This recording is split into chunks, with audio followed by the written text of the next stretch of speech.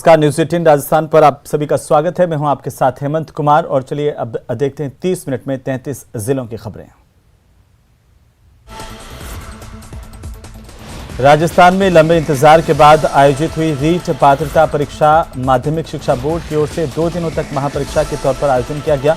रविवार को आयोजित की गई अध्यापक पात्रता परीक्षा यानी कि रीट की चौथी पारी का प्रश्न पत्र परीक्षा के बाद सोशल मीडिया पर कथित तौर पर वायरल हो गया।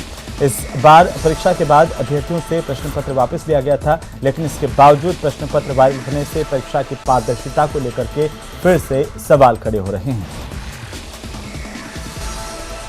सबसे पहले तो मैं ये बात स्पष्ट कर दूं कि जो ये पेपर वायरल हो रहा है ये चौथी पारी का पेपर है और ये किसी असामाजिक तत्व की कारस्तानी कह सकते हैं, क्योंकि ये पेपर के अंदर से पेज फाड़ के फिर उसके बाद में उसने फोटो खींच के वायरल किया है। तो हम बोर्ड से और राज्य सरकार से मांग करते हैं कि जल्द से जल्द इस अभ्यर्थी को पकड़कर उसको तुरंत सख्त से सख्त सजा दे। रीट का पेपर वायरल हुआ, उसको हमने गहनता से जांच की तो उसमें कई चीजें निकल के आ रही है। एक तो वो टिक किया हुआ है यानी कि हल किया हुआ है और उसमें कई प्रश्नों का गलत जवाब दे रखा है। ऐसे में पेपर हल होने के बाद वो बाहर निकला है, लेकिन सवाल ये उठ रहा है कि लेकर कौन आया, क्योंकि सरकार ने पेपर ले जाने के लिए साफ मना कर दिया था और दे भी नहीं रहे थे अभ्यर्थियों को। ऐसे में बार कैसे आया, तो उसमें बार कोड लगे हैं। माध्यमिक शिक्षा बोर्ड के अधिकारियों से, शिक्षा मंत्री जी से सबसे मैंने बात की है कि इसकी बार कोड की स्कैनिंग करा के जांच करवाई जाए कि कौन से परीक्षा सेंटर से बाहर आया, कौन से विद्यार्थी ने वहां से बाहर लेकर आया। जयपुर में बीते 2 महीने से बदहाल पड़ी सफाई व्यवस्था के सुधरने की उम्मीद जगी है। आज से निगम ग्रेटर की नई सफाई व्यवस्था की शुरुआत हुई है। ग्रेटर के मालवीय नगर जोन को 65 नए हुपर दिए गए हैं और ये RFID सिस्टम के जरिए कचरा कलेक्शन किया करेंगे, लेकिन अब लोगों को कचरा उठाने के लिए जेब ढीली करनी पड़ेगी। कचरा संग्रहण को लेकर के लोगों पर शुल्क लगाया जाएगा और इस आधार पर अब शहर का कचरा संग्रहित किया जाएगा। हरी झंडी दिखाकर रवाना किया गया है।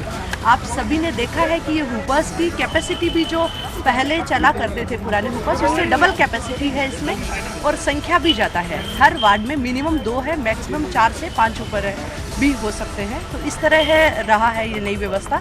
और साथ ही इन हुपर्स में पीछे आप देख रहे होंगे, पीछे अलग से एक एंगल लगाया हुआ है, उसमें गाय की रोटी का भी एक अलग से बॉक्स लगेगा, जिसमें गाय की रोटी जो है गाय माता तक रोटी पहुंचे, क्योंकि हमारी हिंदू संस्कृति और सभ्यता रही है कि हर पहली रोटी गाय के लिए निकलती। तो वहीं शिक्षा मंत्री डॉक्टर BD कल्ला बीकानेर के दौरे पर पहुंचे, जहां पर उन्होंने सादुलगंज स्थित निर्माण कार्यों का लोकार्पण किया। भामाशाह की ओर से निर्मित किए गए इन निर्माण कार्यों पर डॉक्टर कल्ला ने खुले दिल से भामाशाह की प्रशंसा की। वहीं भामाशाह ने भी शिक्षा मंत्री का दुपट्टा ओढ़ा करके स्वागत किया। इस दौरान शिक्षा मंत्री ने रीट परीक्षा को लेकर के भी बड़ा बयान दिया। उन्होंने कहा कि उनके कार्यकाल में रीट परीक्षा सफलतापूर्वक आयोजित करवाई गई।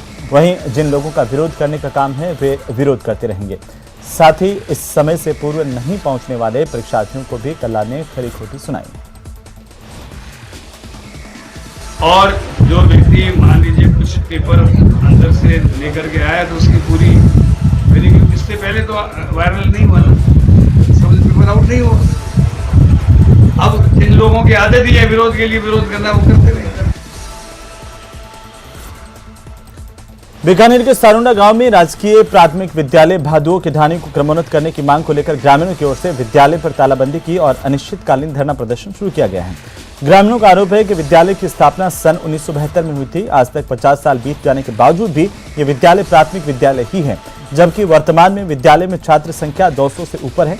अभी प्रवेश चालू है। ग्रामीण लंबे समय से विद्यालय को क्रमोन्नत करने की मांग कर रहे हैं, लेकिन फिर भी विद्यालय को क्रमोन्नत नहीं किया गया है। ग्रामीणों ने चेतावनी दी है कि जब तक विद्यालय क्रमोन्नत नहीं होता तब तक अनिश्चितकालीन धरना और तालाबंदी जारी रहेगी।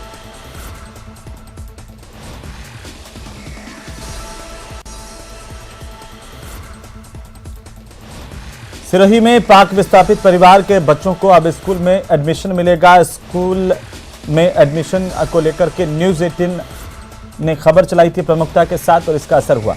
कई दिनों से पाक विस्थापित बच्चों को सरकारी स्कूल में और सरकारी स्कूलों और निजी स्कूलों में एडमिशन नहीं मिल रहा था। न्यूज़ 18 पर खबर दिखाए जाने के बाद रेवदर के SDM ने शिक्षा विभाग को निर्देशित किया है अस्थायी एडमिशन जारी करने के लिए।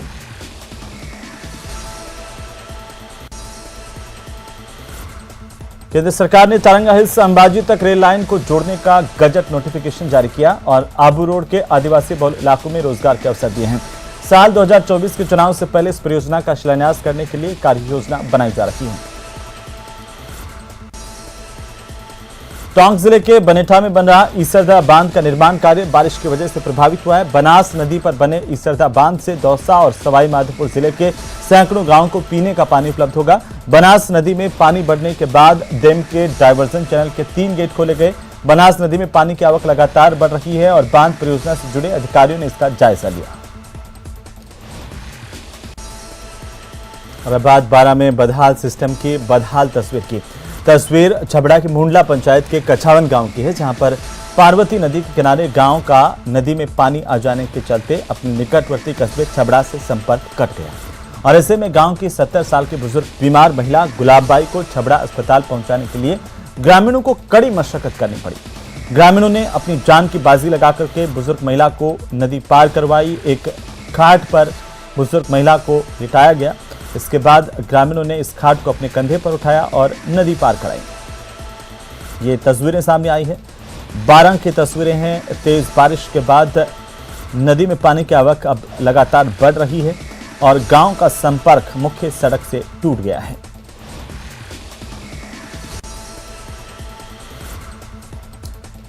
वहीं अब खबर दौसा जिले से, जहां पर मानपुर इलाके में बड़ा हादसा टल गया। रसोई गैस सिलेंडर से भरा हुआ एक ट्रक बेकाबू होकर पलटा है। खबर लगते इलाके के लोगों का जमावड़ा लगा। स्थानीय लोगों ने पुलिस को हादसे की खबर दी। बताया जा रहा है कि टूटी सड़क के कारण ट्रक ने अपना नियंत्रण खो दिया और सड़क के किनारे खेत में ये ट्रक पलट गया।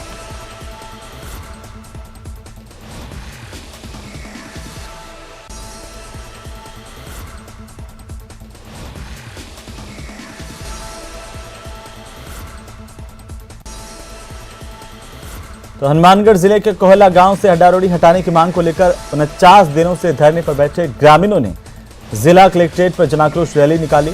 बरसात के बावजूद काफी संख्या में ग्रामीण पहुंचे थे जिला कलेक्ट्रेट का घेराव करने और जिला प्रशासन के खिलाफ यहां पर ग्रामीणों ने जमकर नारेबाजी की। ग्रामीणों का कहना है कि गांव में हड्डारोड़ी शिफ्ट करने से पूरा गांव बदबू से परेशान है। 49 दिनों तक धरना प्रदर्शन के बावजूद जिला प्रशासन के अधिकारी उनकी सुनवाई नहीं कर रहे। आज हम कोला गांव से ये हड्डारोड़ी हटाने के लिए आक्रोश रैली के लिए आए हैं। हालांकि बरसात आ गई, व्यवस्था खराब हो गई, टेंट फट गए। जो प्रशासन चाहता है वो हो सकता है, भगवान हमारे थोड़ा खिलाफ हो, लेकिन फिर भी हम डटे हुए हैं और हड्डारोड़ी हटा के एकदम लेंगे। तो वहीं उदयपुर के सायरा इलाके में एक कार में अचानक से आग लग गई। जानकारी के बाद ग्रामीण मौके पर पहुंचे। सायरा थाना पुलिस भी मौके पर पहुंची और शॉर्ट सर्किट से यह आग लगना सामने आ रहा है।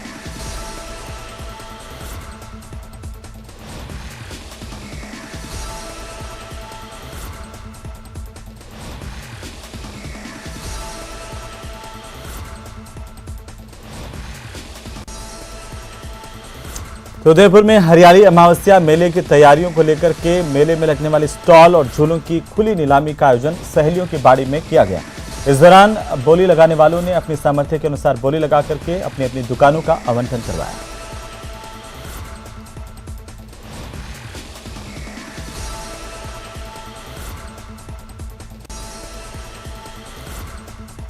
भरतपुर जिले की कैथवाड़ा थाना पुलिस ने बलात्कार के मामले में आरोपी चिकित्सक को गिरफ्तार किया। करीब 1 माह पहले एक युवक की ओर से थाने में मुकदमा दर्ज करवाया गया था कि उसकी पत्नी बीमारी का इलाज कराने के लिए गोपालगंज में एक डॉक्टर मसरुद्दीन के निजी क्लिनिक पर गई थी, जहां पर इस डॉक्टर मसरुद्दीन ने पत्नी को ड्रिप के बहाने दुकान के अंदर बेहोश किया और उसके साथ दुष्कर्म की वारदात को अंजाम दिया। पीड़ित ने डॉक्टर से इसके बारे में जब पूछा तो डॉक्टर ने कहा कि हाँ, मैंने तेरे साथ बलात्कार किया और इसका अश्लील वीडियो भी बना दिया।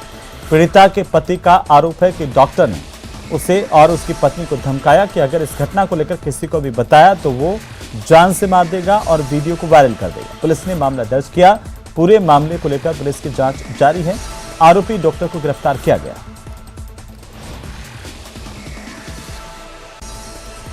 थाना गोपालगढ़ क्षेत्रीय एक व्यक्ति ने रिपोर्ट कराई थी कि मेरी पत्नी घर पर अकेली रहती है, मैं ड्राइवरी करता हूं और मेरी पत्नी करीब 1 महीने पहले गोपालगढ़ में एक डॉक्टर है मसरुद्दीन, उसके क्लिनिक पे दिखाने गई थी। तो उसको ड्रिप में कुछ मिला के और बेहोशी की हालत में उसके साथ में बलात्कार किया। जो आरोपी है नसरुद्दीन, उसको गिरफ्तार किया गया है। चूरू जिले में कोरोना ने एक बार फिर से दस्तक दी है। यहां पर जिला कलेक्टर सिद्धार्थ सिन्हा की जांच रिपोर्ट कोरोना पॉजिटिव पाई गई है। इसी के साथ ही जिले में कोरोना एक्टिव केसेस अब 13 हो गए हैं। जिला कलेक्टर सिन्हा को अभी 7 दिनों के लिए क्वारंटीन किया गया है। सीएमएचओ डॉक्टर मनोज शर्मा ने बताया कि जुलाई महीने में अब तक 48 लोगों की जांच रिपोर्ट कोरोना पॉजिटिव आई है, जिनमें से 13 मामले अभी भी एक्टिव हैं।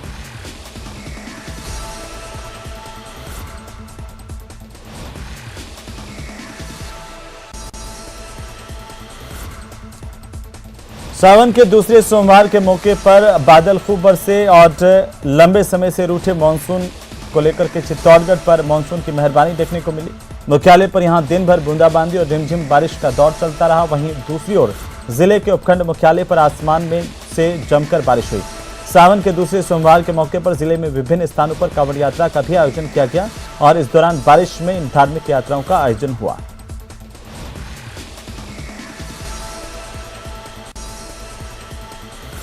तो राजसमंद जिले के सोनारकुड़ी गांव में बारिश के कारण मिट्टी की दीवार ढह गई, जिससे हादसा हुआ और 45 भेड़ बकरियों की दबकर मौत हो गई।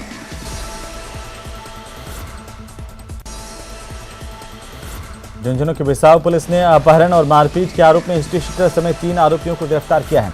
पुरानी रंजिश को लेकर आरोपियों ने इस वारदात को अंजाम दिया।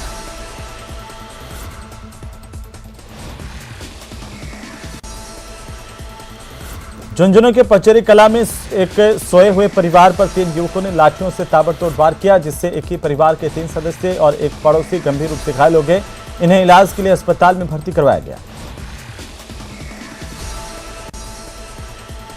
गंगानगर के सूरतगढ़ में कांग्रेस के पार्षद बसंत बोहरा ने प्रशासन शहरों के संग अभियान का बहिष्कार किया। अभियान में भ्रष्टाचार का आरोप लगाते हुए पार्षद ने 3 कनस्तर पीट कर अविरोध प्रदर्शन भी किया।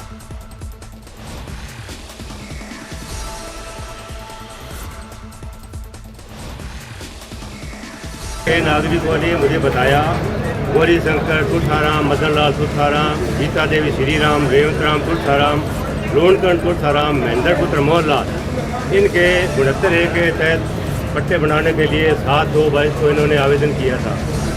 आज तक इनके द्वारा इनके पट्टे नगर पालिका द्वारा जारी नहीं किए गए हैं, बल्कि इनके जो स्वामित्व की भूमि थी उसके पट्टे इनको कह रहे हैं आप पट्टे ले लो। जो राजकीय भूमि है उसका पट्टा इनको राशि बुलवा के नहीं दिया जा रहा है।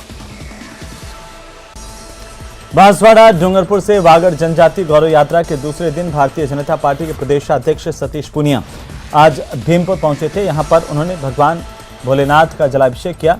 इसके बाद बड़ी संख्या में बीजेपी कार्यकर्ताओं के साथ राष्ट्रपति द्रौपदी मुर्मू के शपथ ग्रहण समारोह को टीवी पर देखा। शपथ ग्रहण देखने के बाद बीजेपी प्रदेश अध्यक्ष ने कहा कि वे स्वयं को गौरवान्वित महसूस कर रहे हैं कि एक पिछड़े गांव से निकल करके द्रौपदी मुर्मू देश के सर्वोच्च पद पर आसीन हुई हैं।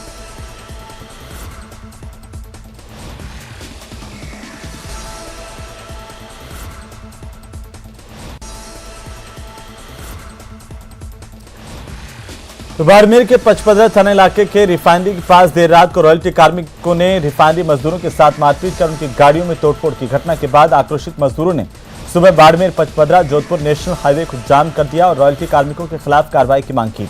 हाईवे पर जाम लगने से बड़ी संख्या में वाहनों की लाइनें लग गईं। घटना की जानकारी मिलते ही पचपदरा और बालोतरा थाना पुलिस मौके पर पहुंची। मजदूरों से समझाइश की कोशिश की गई। बताया जा रहा है कि रिफाइनरी के पास मदीना होटल में देर रात को मजदूर खाना खा रहे थे। इसी दौरान रॉयल्टी कार्मिकों ने मजदूरों के साथ मारपीट की, उनकी गाड़ियों में तोड़फोड़ की।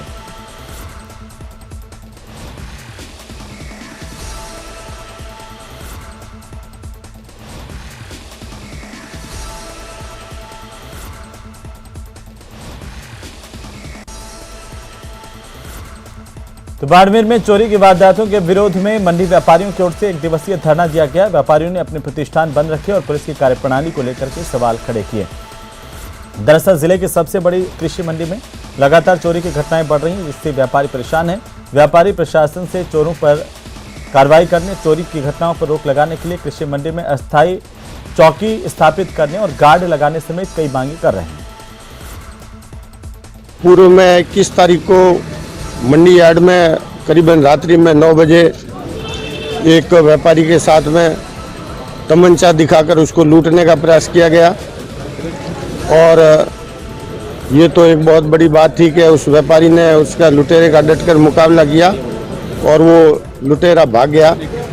ये हम सभी मंडी व्यापारियों के लिए सुरक्षा का प्रश्न है कि हम यहाँ पर व्यापार करते हैं, जहाँ हमारे पास में रात दिन कई प्रकार की जो चीज़ें होती है उसकी चोरियाँ होती रहती है और हमारी सुरक्षा में बहुत बड़ी ये सेंध है। और हम निरंतर ये मंडी से भी, प्रशासन से भी मांग कर रहे हैं। हमारी मुख्य मांगे, आज से 3 दिन पहले जो तमंचा दिखाकर हमारे व्यापारी को लूटने का, मारने का प्रयास किया गया, उन मुलजिमों को अविलंब गिरफ्तार किया जाए। और जो आए दिन चोरियां हो रही है, उन चोरियों की जो हम समय समय पर FIR दर्ज करवाते हैं, बंद करवाते हैं, उसके बाद भी कोई आज दिन तक हल न निकला, न कोई चोरी करने वाले गिरफ्तार हुए। चोरों के हौसले बुलंद हैं, उस संबंध में भी एक प्रयास करके और हमारे व्यापारियों को राहत प्रदान की जाए। उधर भीलवाड़ा के गोडला के निकट मुजरास टोल नाके के पास में स्कूल बस में आग लगी। आग की सूचना पर अचानक आसपास के क्षेत्र में अफरा तफरी मच गई। इसके बाद टोल नाके के कर्मचारियों और ग्रामीणों की मदद से इस आग को बुझाने की कोशिश की गई।